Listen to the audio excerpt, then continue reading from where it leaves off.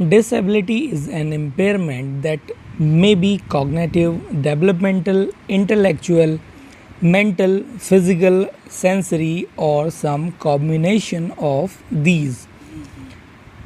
It affects a person's life activities and may be present from birth or occurs during a person's lifetime.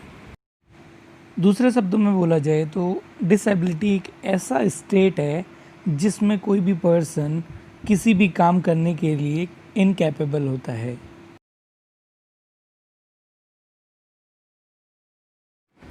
Disorder एक ऐसी बीमारी है जो persons की health को अफेक्ट करती है और उसकी जो परफॉर्मेंस है उसको छुपा देती है। मीन्स एक्चुअल में जो वर्कआउट या एक्टिविटी वो कर सकता है वो नहीं कर पाता है डिसऑर्डर के कारण। ये डिसऑर्डर ज़्यादातर मेंटली होता है, जैसे mental disorder, neurological, hyper activity. अगर इसे सही टाइम पे क्योर ना किया जाए तो ये डिसएबिलिटी का रूप भी ले सकता है।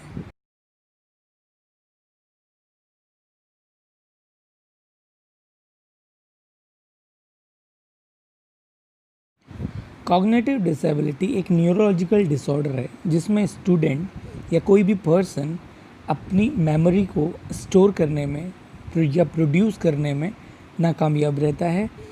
इस एबिलिटी के अंतर्गत स्टूडेंट को पढ़ने में, याद करने में, बोलने में और लिखने में बहुत ज़्यादा परेशानी होती है।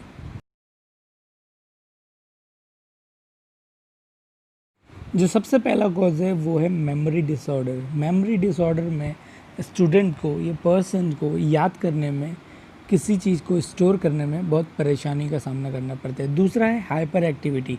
हाइपर एक्टिविटी में स्टूडेंट ज़्यादा देर तक अटेंशन नहीं दे पाता है, यानी अगर वो क्लासरूम में बैठा है तो ब्लैक बोर्ड में ज़्यादा देर तक कंसंट्रेट नहीं कर पाएगा। तीसरा और सबसे इम्पोर्टेंट है वो है डिसलेक्सिया। डिसलेक्सिया में स्टूडेंट को लिखने में, पढ़ने में और बोलने में परेशानी होती है। तो ये 3 कॉजेज़ हैं जो कॉग्निटिव डिसेबिलिटी सिम्टम्स को प्रभावित करते हैं। अब बात करते हैं इंटेलेक्चुअल डिसेबिलिटी की। इंटेलेक्चुअल डिसेबिलिटी मेंटल डिसेबिलिटी का ही नाम है। इसमें कोई भी इंसान ज़्यादा देर तक किसी भी चीज़ को याद नहीं कर सकता। उसको याद करने में प्रॉब्लम हो जाती है, उसको रीड में प्रॉब्लम होती है, लर्निंग में, प्रॉब्लम सॉल्विंग, कोई भी चीज़ में उसे प्रॉब्लम हो जाती है। फिज़िकल डिसेबिलिटी में कोई भी पर्सन्स का अगर कोई भी बॉडी पार्ट प्रॉपर तरीके से वर्क नहीं करता है जो रेगुलर तरीके से वर्क पहले करता था। सपोज़ अगर किसी पर्सन्स का एक्सीडेंट हो जाता है और वो अपने दोनों पैरों की क्षमता खो देता है तो वो फिज़िकल डिसेबिलिटी के नाम से जाना जाएगा।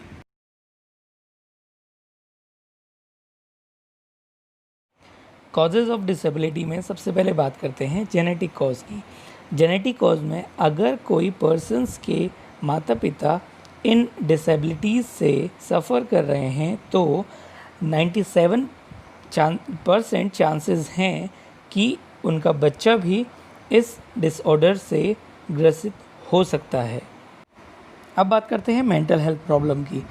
ज़्यादातर चांसेस जो डिसेबिलिटीज़ के होते हैं वो डिप्रेशन के कारण होते हैं। अगर किसी भी मनुष्य को डिप्रेशन होता है, अगर वो सही नहीं हो पाता है तो वो डिसेबिलिटी का रूप ले लेता है। एक्सीडेंट एक ऐसी चीज़ है जो कभी भी, किसी भी टाइम और किसी के साथ हो सकती है। इस एक्सीडेंट में अगर मनुष्य की किसी भी शारीरिक क्षति हो जाती है तो मनुष्य कोई भी वर्क करने के लिए इनकैपेबल हो जाता है। तो इसी को फिज़िकल कॉजेज़ के रूप में जाना जा सकता है। नेक्स्ट बात करते हैं टाइप्स ऑफ डिसऑर्डर की। सबसे पहला है attention deficit hyper activity disorder.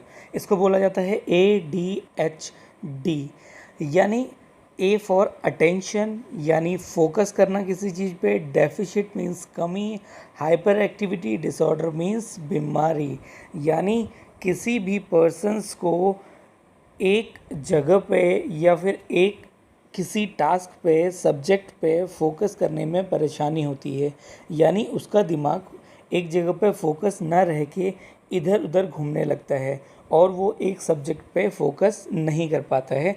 तो यही है ADHD। अब बात करते हैं कॉजेज़ ऑफ ADHD के। नंबर 1 है जेनेटिक फैक्टर, यानी किसी के अगर पेरेंट्स ADHD से सफ़र कर रहे हैं तो चांसेस हैं कि उनका बच्चा भी ADHD से सफ़र हो। या फिर दूसरा है ब्रेन इंजरीज़, अगर किसी को ब्रेन इंजरीज़ हुई हैं तो भी पॉसिबिलिटीज़ है। लो बर्थ वेट अगर किसी बच्चे का हुआ है पैदा होते समय तो भी बहुत ज़्यादा चांसेस हैं ADHD के। या फिर किसी के पेरेंट्स प्रेगनेंसी के टाइम पे अल्कोहल या स्मोकिंग करते हों तो भी चांसेस ज़्यादा हैं। या फिर ट्रॉमा या ब्रेन इंजरीज़ के चांसेस में ADHD हो सकता है।